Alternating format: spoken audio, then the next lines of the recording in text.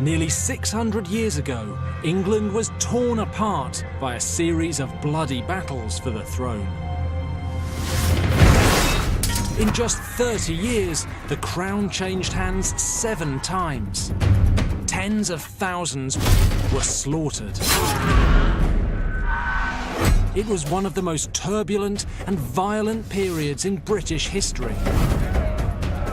It's known as the Wars of the Roses. In 1461, 6 years after the Wars of the Roses erupted, the imbecilic Henry VI, pretty much the weakest king England had ever known, had his throne snatched away by the young and charismatic Edward IV. The man who put him there was one of England's most powerful barons, Richard Neville, Earl of Warwick. The story goes that Warwick, the Kingmaker, turned bad, plunging the country into anarchy, and Edward had to destroy his mentor.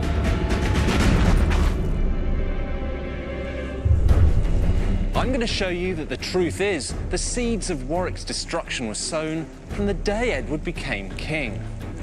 All the same, it took Edward 7 long years to learn the hardest lesson of kingship, that to save his country, a good king must do bad things, and to be a great king, the Kingmaker must die.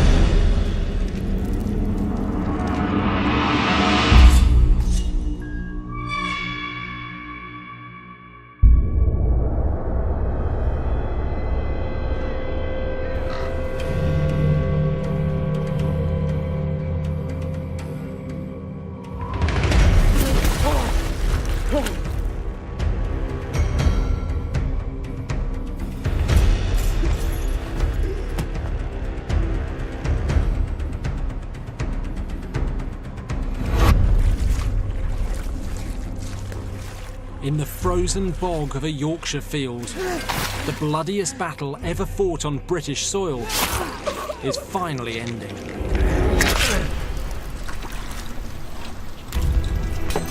Edward, Earl of March, has gambled that he can snatch the crown from the useless Henry VI and his scheming wife, Margaret of Anjou. And in this battle, he has succeeded big time. The King and Queen's forces have been wiped out. The incompetent King Henry VI is forced to flee to Scotland with his wife and son. This is total victory for Edward. This is the battlefield where Edward triumphs. Just outside the village of Towton, south of York. Perhaps 60,000 men lined up in this field, and contemporaries estimate that 28,000 of them were slaughtered in just 10 hours. That's pretty much half the troops who took to the field that morning.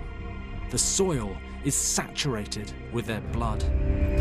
Henry VI may still be alive, but the throne of England is now Edward's. Standing alongside him is the man who more than anyone else made it all happen. Richard Neville, Earl of Warwick, the Kingmaker.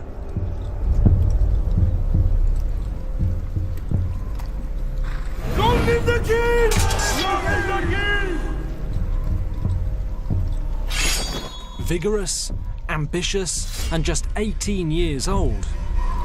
Let us give thanks to God! Edward, Earl of March, is now Edward IV, the 12th Plantagenet King of England. Arise! But Edward's inherited a country that's been torn apart by blood feuds. It's just 3 months since the same soldiers Edward's just defeated killed his father, the Duke of York. To secure his position as king, Edward needs to end the cycle of violence. It's a mighty challenge for any leader. The man who's going to help him pull it off is his closest ally, Warwick.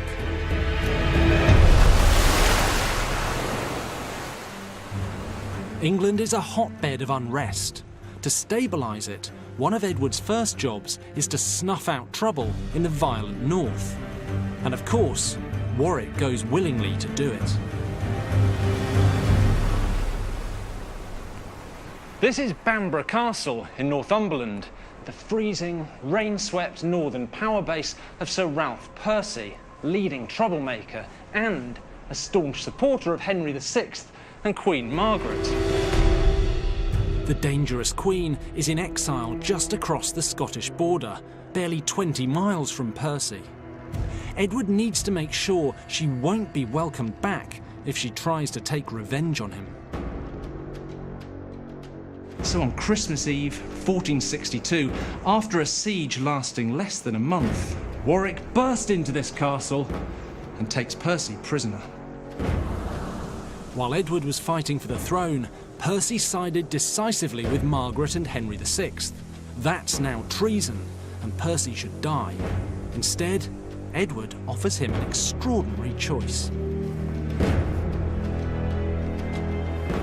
He could have his head chopped off. Or, alternatively, he could come on side to Edward's cause and keep his castles, his land, and of course, his life. Decapitation or a life of luxury? It's not the toughest decision he's ever made. And this is Edward's big plan to secure his rule. Turn his enemies into allies. Build a broad alliance to bridge the fractured politics of England. And it seems to work. For the first time in more than 6 years, the country calms down. And Edward settles into the role of king. One man, more than any other, is responsible for Edward's success. Warwick's been the young king's mentor since long before Edward's father died. He's the go-to guy, the man who gets things done for the king. And he knows it.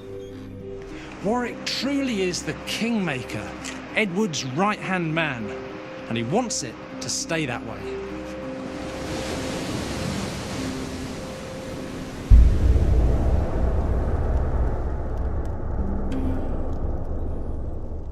Three years into his reign, things are looking up for Edward. He's getting the country's nobility on side, and money started trickling into a treasury that was bankrupt under Henry. There's just one more thing on his to-do list: find himself a wife. And it's not just about producing an heir to the throne. A well-chosen royal marriage could cement foreign alliances, boost trade, even increase military strength. Your Grace. Or, with a bit of luck, all three at once.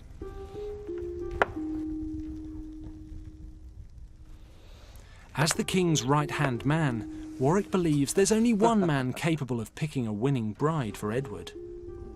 Him. My pardon, Your Grace. May I take my leave, Your Grace, for the affairs of state of which we spoke?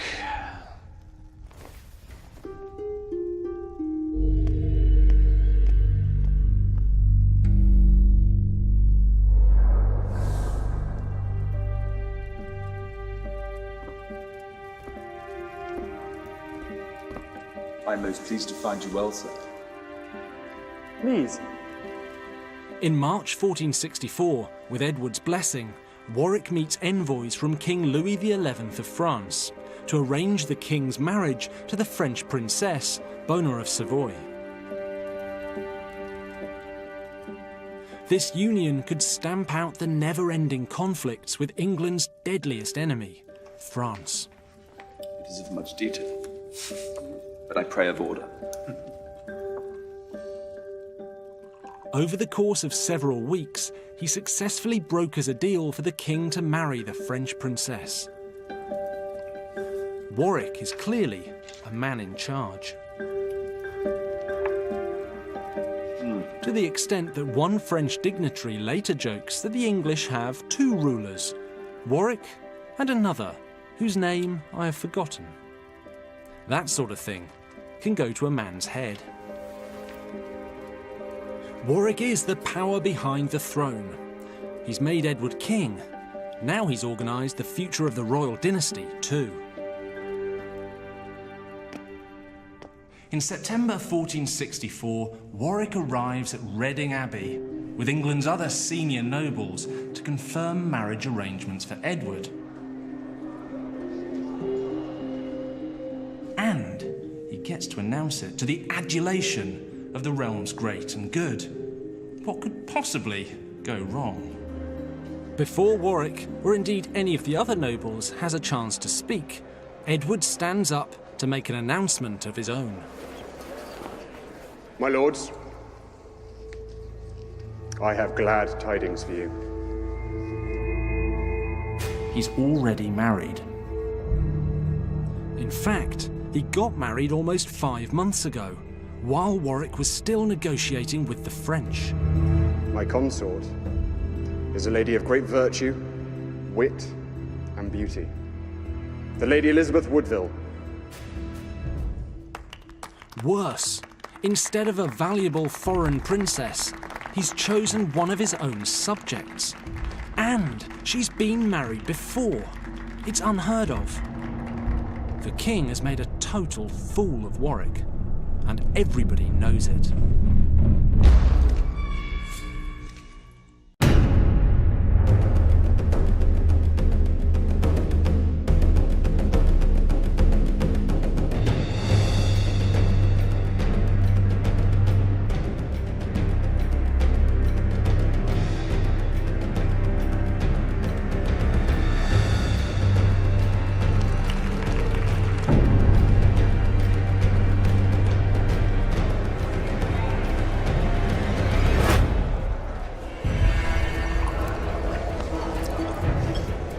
After the coronation ceremony, Edward celebrates and lays on a spectacular feast for his new queen. Edward may be pleased with his new bride, but in the eyes of Warwick and many of the other nobles, Queen Elizabeth's family is basically the enemy, because her father, Sir Richard Woodville, fought against Edward at Towton. Warwick feels so betrayed, he doesn't even make an appearance.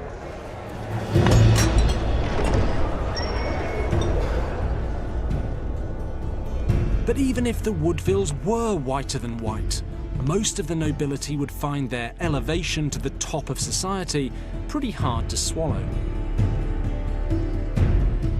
Elizabeth may be extraordinarily beautiful, but she's a widow. She already has 2 children, and she comes from a large family of extremely ambitious but very minor nobles. Edward IV, King of England, has basically married a chav. Elizabeth brings along her whole family to celebrate. That's 2 sons, 3 brothers, 6 sisters, her mum and dad, and her extended family. This looks less like a celebration for Edward and his new queen, more like a pitch invasion by the Woodvilles. Most of the senior nobility are pretty unhappy about what they see as a huge bunch of low-ranking opportunists muscling in on the well-established order.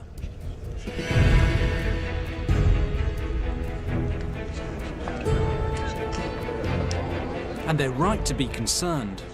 Edward's already planning to start forcibly marrying the Woodvilles into the old aristocracy. Elizabeth's 20-year-old brother John will end up married to the 65-year-old Countess of Oxford.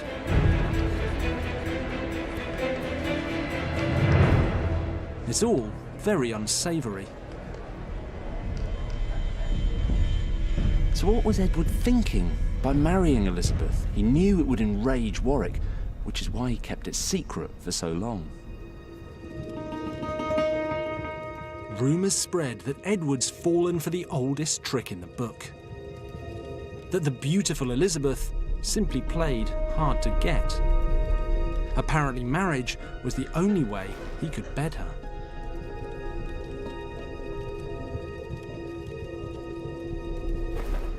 Elizabeth's certainly the kind of person who'd have played that card. She's smart, beautiful, ruthlessly loyal to her own family, and extremely ambitious.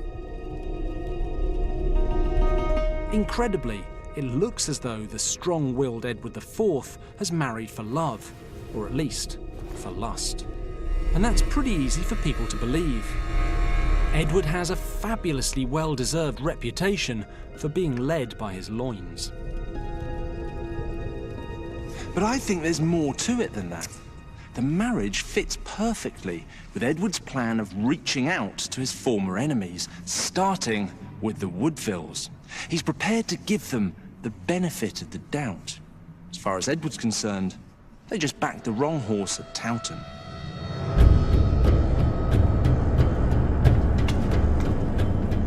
And in July 1465, 3 months after Elizabeth's coronation, Edward receives a late wedding present. Henry VI.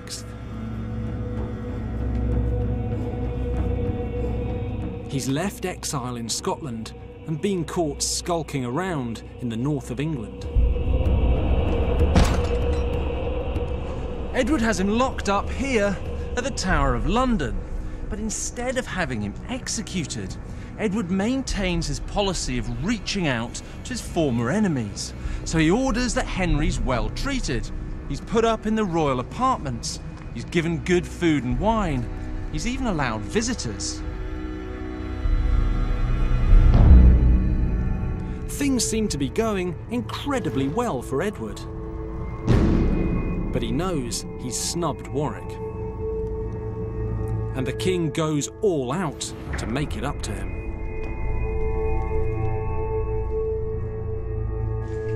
He gives him the castle of Cockermouth, the hereditary office of Sheriff of Westmoreland, custody of all the royal forests north of the Trent, profits of all the royal gold and silver mines in the same region, wardship of the lands of the wealthy peer Lord Lovell, and control of England's most imposing castle, Dover.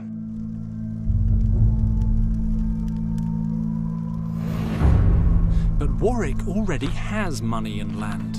What he wants, what he needs, is to be Edward's indispensable right-hand man, just as he's always been. And that's the one thing Edward can't give him. Warwick was the perfect ally for snatching the crown, ruthless and bold. But that's in the past. What England needs now is stability, not war. And that's why, from Edward's point of view, the Woodvilles are the future. They're an essential part of his plan for spreading royal influence into the rest of the nobility. But from Warwick's point of view, well, he's the only one who should be able to exert that kind of influence over the reign. Edward can have Warwick, or he can have the Woodvilles. He can't have both.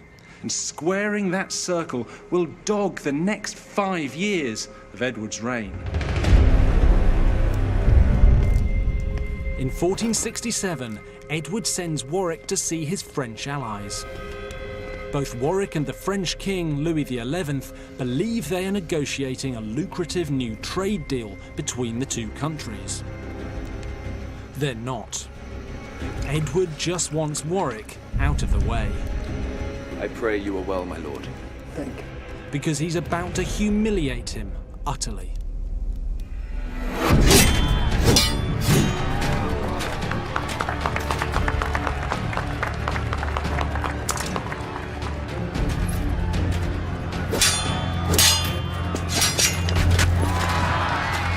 With Warwick out of the way, Edward organises a massive tournament at Smithfield, just outside London's city walls.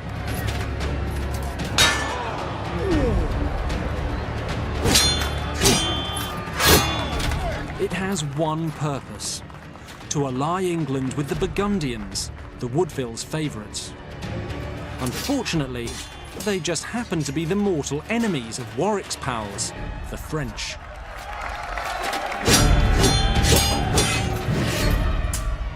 Enough, my lords! Enough. Pride of place goes to the Queen's brother, Anthony Woodville.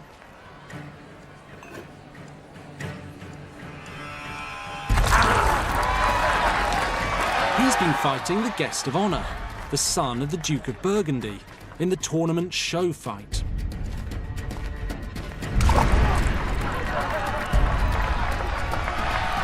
Putting a Burgundian in the show fight is the most public possible advertisement that Edward doesn't give a damn about the French. When the French discover that the English king is in bed with the hated Burgundians, they will know that Warwick has become utterly irrelevant. My king would most solemnly accept these terms. Many thanks. Edward has clearly made his choice. He's chosen the Woodvilles over Warwick. Warwick's supposed to be the king's right-hand man. Edward has made him look a fool. Again.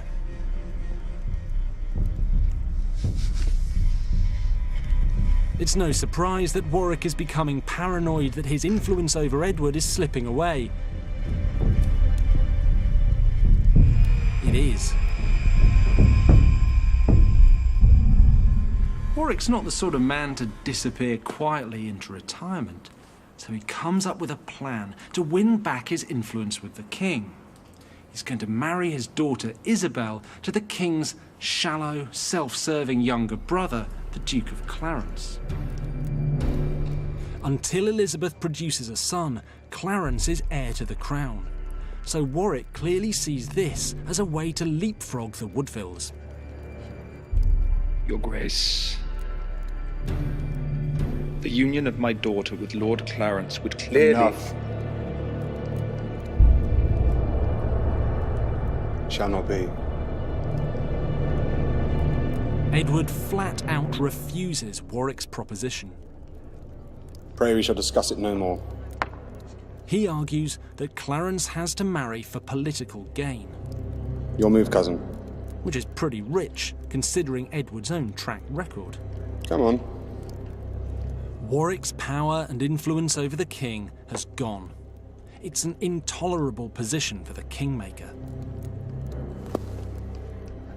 Is it by design you have made my victory so easy?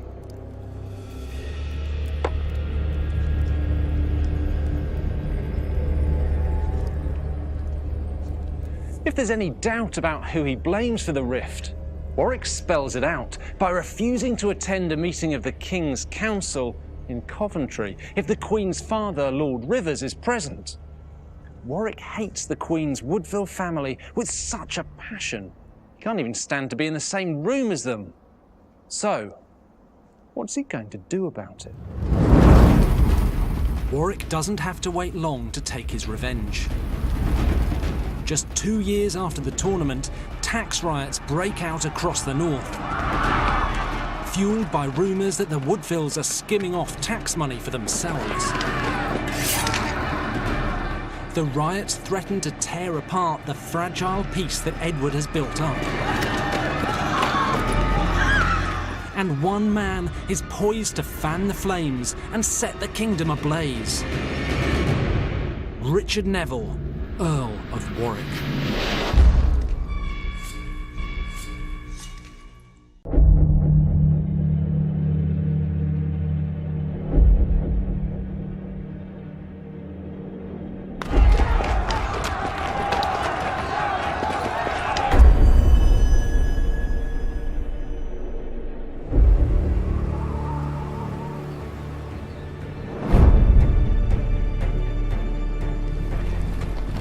By June 1469, rumours circulate that there are 60,000 men being mustered in Yorkshire under the banner of the mysterious rebel, Robin of Reedsdale.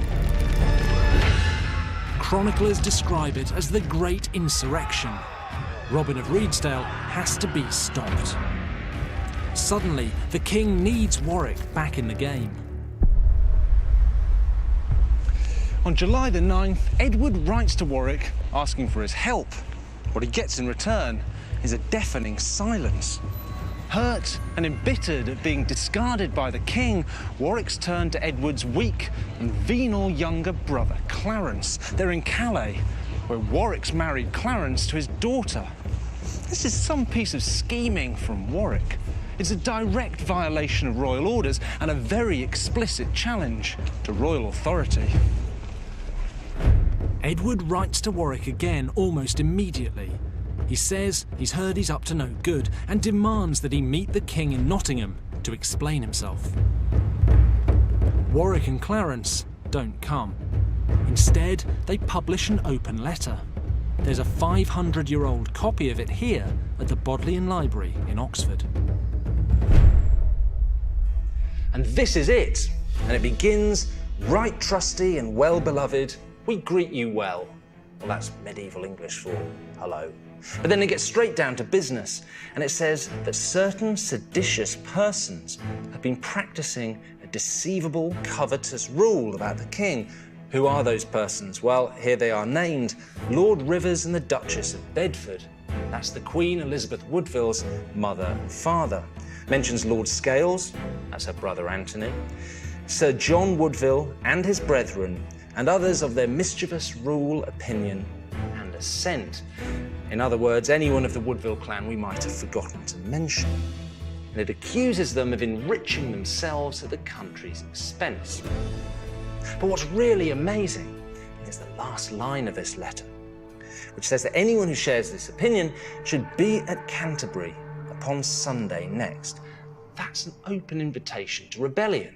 So far from siding with the king, Warwick and Clarence are supporting the rebels. Or, if you want to put it another way, they've gone rogue.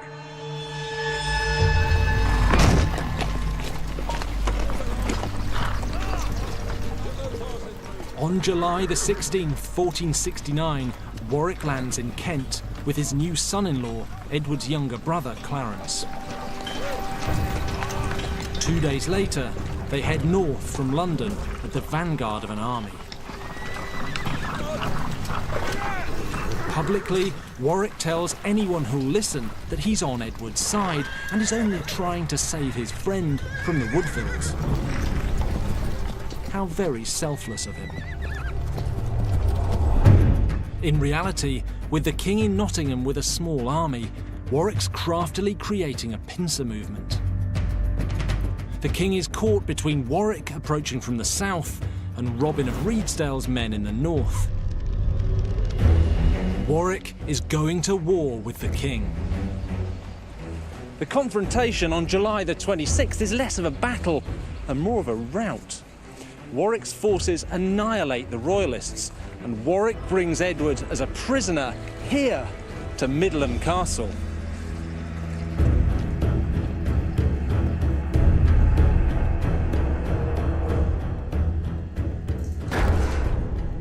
Warwick's success may look like an opportunistic punt that takes advantage of Robin of Reedsdale's rebellion. And that's certainly what Warwick wants everyone to believe. But we now know that the shadowy figure of Reedsdale is almost certainly Sir John Conyers, a loyal servant of the Kingmaker. The entire rebellion was stage managed by Warwick. So Warwick's got the king banged up. The question is, what's his end game? Because if you're going to imprison a king, you'd better be prepared to replace and to kill him too. So Warwick's best bet might be to have Edward declared a bastard and replaced with the vain and malleable Clarence. But that'll never work so long as Edward's still alive and Warwick's not prepared to take the final step. So maybe he's trying to keep his options open, but he's got the king locked up. I don't think he's really thought this through. Warwick has balked at killing the king. Instead, he takes out his frustration and hatred in a killing spree designed to wipe out as many of the Woodvilles as possible. The highest profile victim is Edward's father-in-law, Lord Rivers. On August the 12th, 1469, he's executed at Kenilworth Castle without a trial. Without a king at large, the fragile peace that Edward built up between his warring nobles now collapses into violence with astonishing speed. And the unrest that Warwick engineered during the Reedsdale riots backfires on him, setting off the rest of the country. Desperate to put a lid on the violence, Warwick appeals to other nobles for help stabilising the country. But there's nothing in it for them in helping Warwick, so they just laugh at him. After all, he's the one who arrested the king and triggered all the trouble in the first place. This is exactly why Warwick is such a poor peacetime ally, and exactly why Edward was sidelining him. Warwick's great at the rapid action, the pincer movement he used to capture Edward. Well, that's right up his street. What he can't grasp are the politics and the compromises necessary to actually run a country. Warwick's decision to grab Edward without a coherent plan to replace or to kill him has blown up in his face, and England is descending into anarchy. Little more than a month after locking Edward up, Warwick is forced into a catastrophic climb down.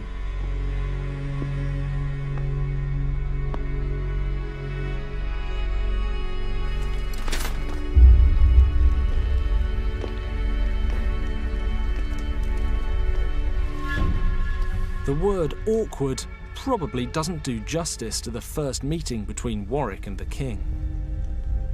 Sire, all that was done for the good of the realm. Edward's back in control of England. Astonishingly, he sticks to his policy of appeasing his enemies. He forgives Warwick and Clarence. It's recorded that Edward even calls them his best friends. But Warwick clearly remains a dangerous man, and England remains perilously unstable. In March 1470, rebellion breaks out in Lincolnshire, and Edward sends in the troops. They meet the rebels at the village of Empingham, near Peterborough. Edward's men scatter the rebels, and as they run, they tear off any clothing that could identify them, which is why the battle site is known as Loosecoat Field.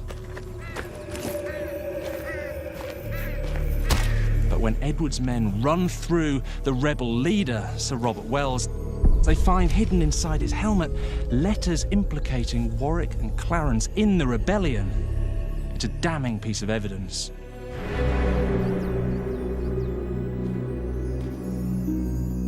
Edward can never trust them again.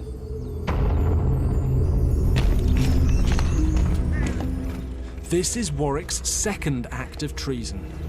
He's bull-headed, but he's not a fool. He knows the king will be coming for him, and this time there'll be no hugs and best buddies.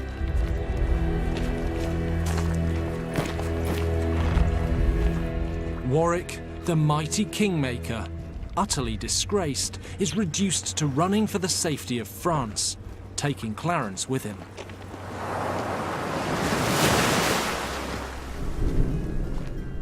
Warwick now has just two choices. He can live out his life in exile, or he can go large and try to wipe out Edward permanently. But to pull that off, he needs a powerful ally. Someone who, if it were possible, hates Edward even more than he does. Margaret of Anjou, wife of the previous king, Henry VI. My lord. The Duke of Clarence.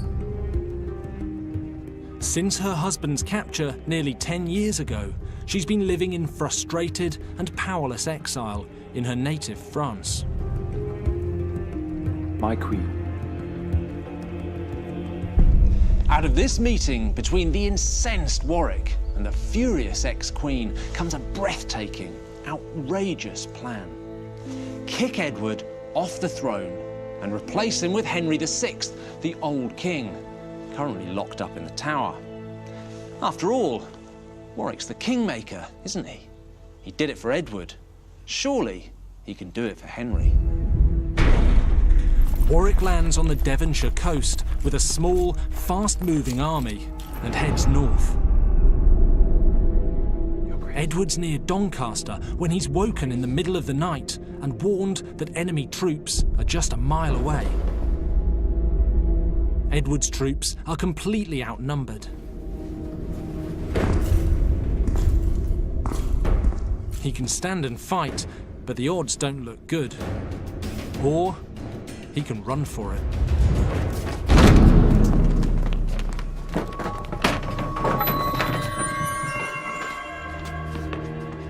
Edward flees to Flanders.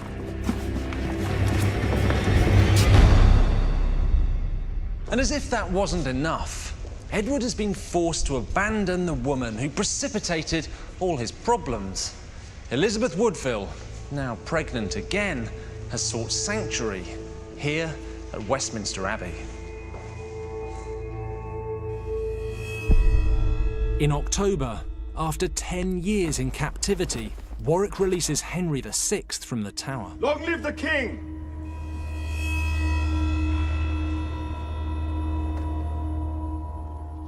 This is the man that Warwick's depending on to save England from itself.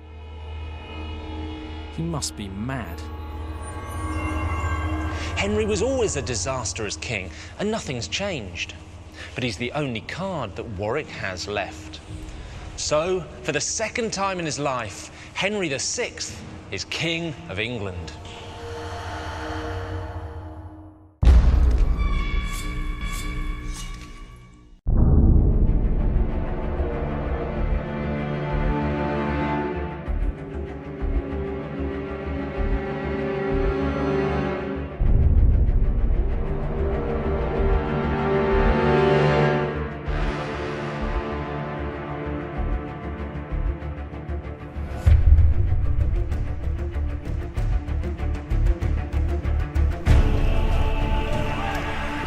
With thousands of men behind him, Edward heads south to London.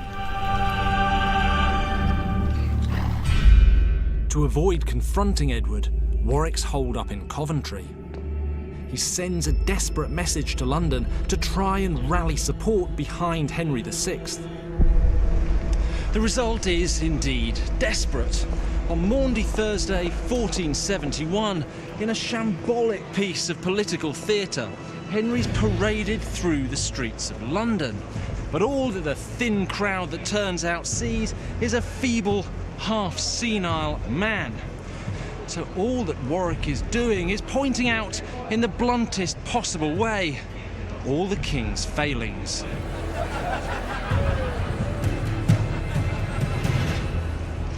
On the same day that Henry's paraded through the streets, Edward enters London at the head of an army. The contrast with the weak and feeble old king couldn't be more extreme.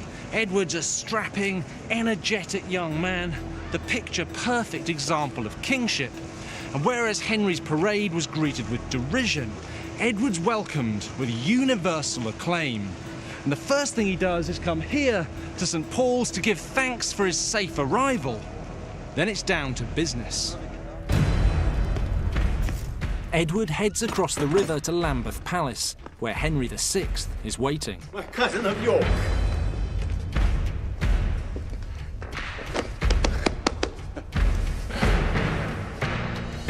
All will be well. Edward may sound reassuring, but ominously, he immediately has Henry taken back to the Tower.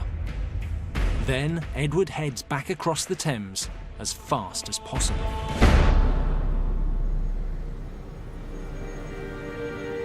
He comes here to Westminster Abbey to be reunited with his wife Elizabeth, who has been sheltering from Henry's men under the laws of sanctuary.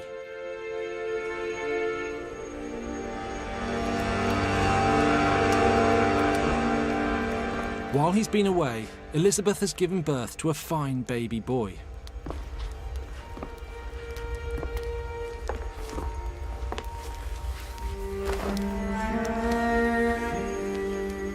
Edward has got his throne back, his wife back, and he's got a son and heir. He is King of England again.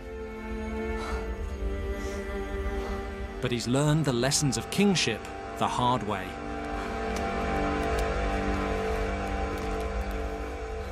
However much Edward wants to avoid bloodshed and recrimination, forgiveness has its limits.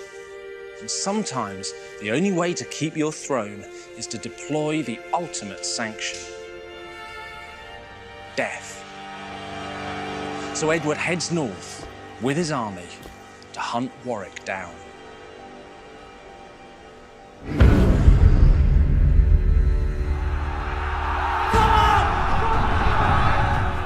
On April the 14th, 1471, Warwick and Edward go into battle one last time at Barnet. Just like at Towton, Edward and Warwick are in the thick of it. They must both know that only one of them can leave the field alive. Warwick throws 15,000 men into the fight, Edward 12,000. The odds favour Warwick, but confused by heavy fog, his army accidentally attacks itself. In the chaos, Edward's army overwhelms Warwick's men.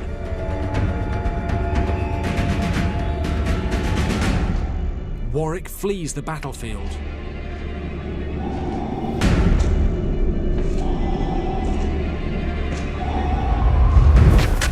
But he's hunted down like a dog by Edward's troops.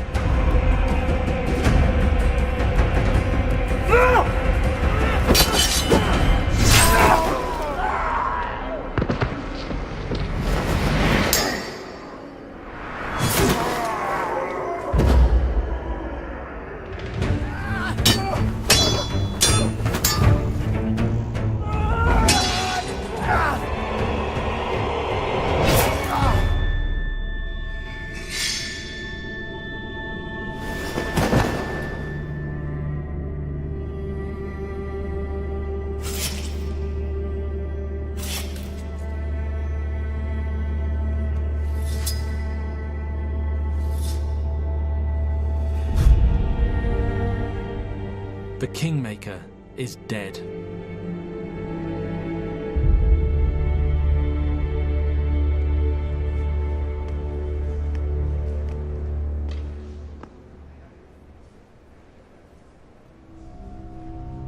Edward has Warwick's body brought to London. It's stripped naked, except for a cloth covering the genitals, and it's put on display for everyone to see at the old medieval cathedral here in St. Paul's. Edward's sending a very simple, very plain message to the entire country. The new king has learned the old lessons. Your Grace. There will be no more forgiveness. Make sure it's done.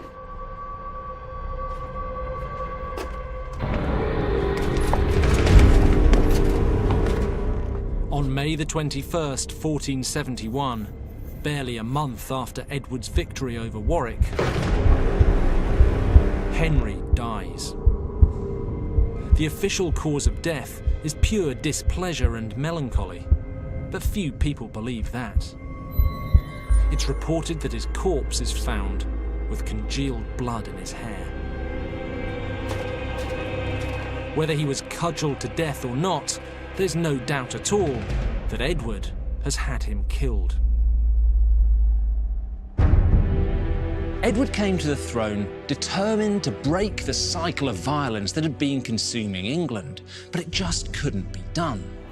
I mean, look at the last 11 weeks.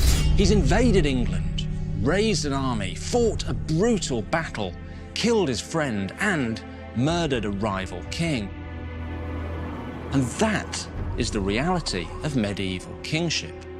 In the end, there was only ever one way that Edward was going to earn his crown: in blood. Next time, the most infamous story in the entire blood-soaked era. Richard III snatches the throne. The only obstacles are his own nephews, the princes in the Tower. And that's next Thursday at 8. Next tonight, last night's shopping task was far from a success, and you can bet the housemates want someone to blame in Celebrity Big Brother.